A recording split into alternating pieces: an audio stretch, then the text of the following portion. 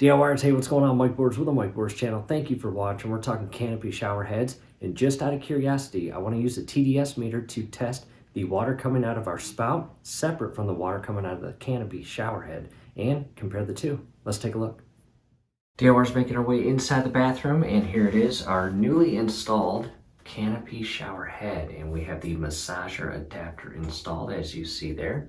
You can see the prongs sticking out, as well as the diffuser with the oil that came inside the package and the brand new hose.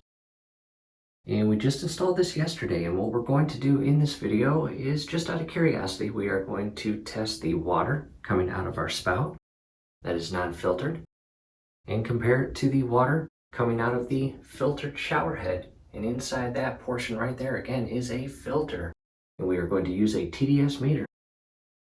Alright, DIYers, I've got the camera positioned, and on the left hand side you see a glass, and on the right side you see a glass. In the center, the tub spout, and we are again going to test the water with a TDS meter. And DIYers, before we actually turn the water on and begin testing, why am I doing this? What is the purpose of this? Water coming out of the spout is not drinking water, nor again is it filtered reverse osmosis water. However, again, as I mentioned in the intro, I do want to test the water coming out of this spout separately from the water coming out of the new Canopy showerhead. And that is specifically because the water coming out of the spout is your normal tap water, whether you're on city water or a well. However, the water coming out of the shower head does actually feed through a filter that again is installed in the shower head. So to answer the question, what's the purpose of this? Why am I doing this? I want to show a difference of the water coming out of the spout as shown here, and test results of the water coming out of the shower head, because again, it goes through a filter. And I want to show you the difference. And this may or may not be helpful during the research or review process that you are going through before purchasing a Canopy showerhead. However, the reviews I've read and the people I've talked to, it makes a big difference, mainly with water systems that do not actually have a water softening system and a salt brine system. In other words, you have hard water that's not really friendly when using soap and lathering up properly.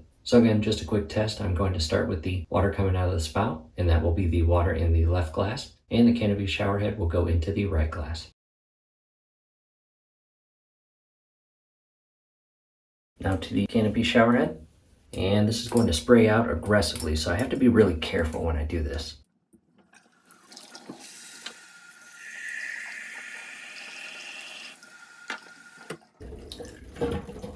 And I'll set that up.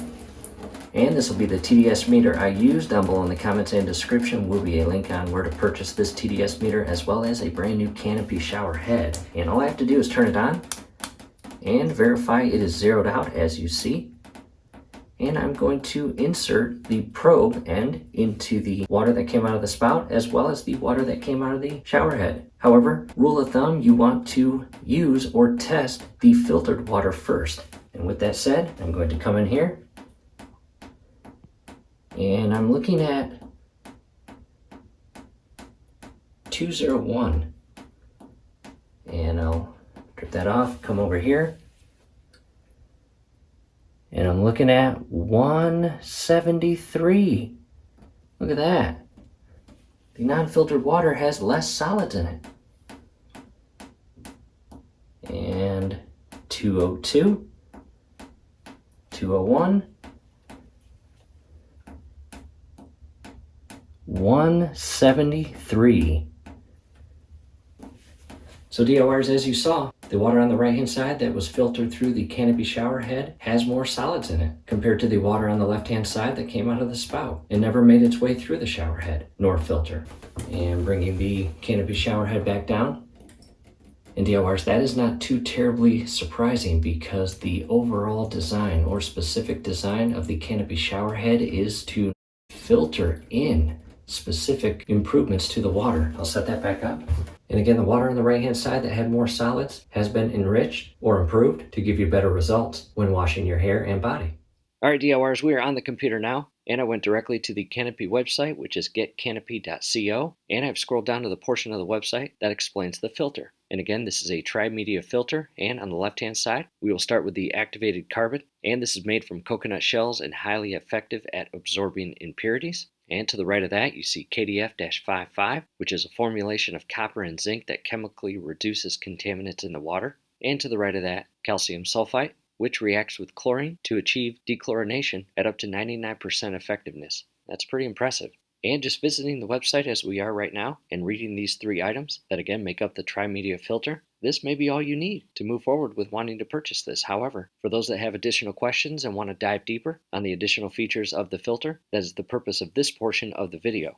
And with that said, we did some additional digging in regards to the research of the filter, and here's what we found. The engineering and design of the filter also reduces magnesium, calcium carbonate, iron, hydrogen sulfide, mercury, chromium, and chloramine. Okay, but what's that mean? Or what are the benefits of removing all of those solids? Well, let's start with magnesium and calcium carbonate. By removing those from the water, your water will become less hard. In addition, removing iron from the water, that will be a huge advantage or benefit to your skin. In other words, your skin will be less likely to experience clogged pores, which will do a few important things. Number 1, reduce any bacteria getting inside your skin pores and irritating or infecting your skin. And number 2, which is a huge benefit, alleviating clogged pores will drastically decrease your skin's capability of producing acne. In addition, moving on to hydrogen sulfide, by removing that will eliminate any unfriendly odors coming from your water. And that's a bonus, right? In addition, removing mercury can play a big role because that will allow your skin to be less dry, less irritated, less itchy, and or less blotchy or red. In other words, much healthier, right? And the last 2, removing chromium, is very similar to mercury. Your skin will be less irritated and dry. And the last one, chloramine, this will help reduce skin inflammation, and that's a bonus as well. However, again, after removing all of those, the additional digging I did was to figure out why, when I was actually testing the tap water that's not filtered compared to the Canopy filtered water coming from the showerhead with my TDS meter, and I found that the tap water that was not filtered had a lower reading or less solids in it, believe it or not. And here's what I found. As we just covered, it removes a ton of stuff, which you, your hair, and your skin benefit from. However, it also adds different solids to the water that are healthy. And 2 examples are vitamins and potassium. However, there is obviously more added to it, but all of our digging and calling Canopy directly, that was as much as they were willing to share because basically, long story short, if they told us everything, they would be giving away their special recipe, and that's not what they wanted to do. Which, I'll be honest, I totally understand and respect.